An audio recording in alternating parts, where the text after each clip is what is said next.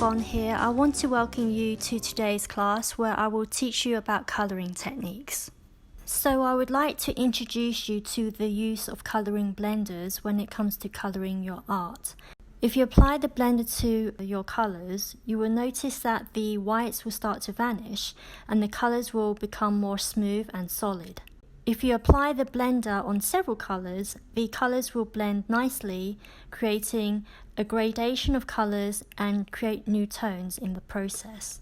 Blenders can make your art appear more smooth and realistic. And now I'm going to introduce you to the use of burnishers when it comes to colouring your art. A burnisher keeps your whites white. You can apply it as an undercoat or an overcoat. As an undercoat, you can use it to create brick lines, for example, and then colour in the bricks without needing to colour around it.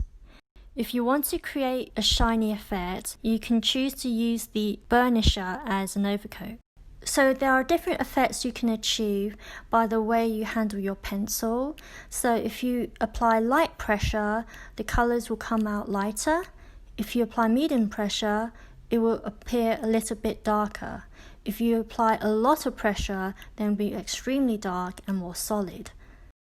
If you have trouble applying light pressure to your pencil, you can handle the pencil from the top. You will notice the colours will be a lot lighter as a result of the way you're holding the pencil. The directions of your strokes is important, so I highly recommend that you use one direction when you are shading. If you apply your strokes in different directions, you will notice that the colours will be inconsistent as a texture. Another stroke you might want to consider is applying cross-hatching, and that involves colouring in one direction for the first layer, and then the second layer you do the opposite direction, and that way you would be able to cover the full area very thoroughly and have a more solid appearance in pigmentation. Another texture you might want to consider is circular motions. This provides a different texture and can be very useful depending on what texture you prefer. Another technique you might want to try is layering. You can choose two different colours and put them on top of each other, creating new colour tones. So I'd like to teach you how to do highlights. First of all, you need to have a light source so you can determine which part of the drawing should have a brighter side and which side should have a darker side. And you can have the highlight using white, or you can use a burnisher.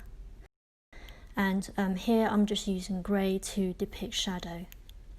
So now that I've taught you some basics when it comes to colouring techniques, I would like you to apply everything that you've learned to the focus sketch that we started a few weeks ago. So just to summarise, the directions of the strokes matter, the pressure that you apply matters, the amount of layers that you apply also matters, and it's also important that you factor in highlights and shadows using whites and darker colours and the burnisher too. And always use a blender if you have that available to you, because it's always going to make your art pop. So I hope you had fun this week. See you next week.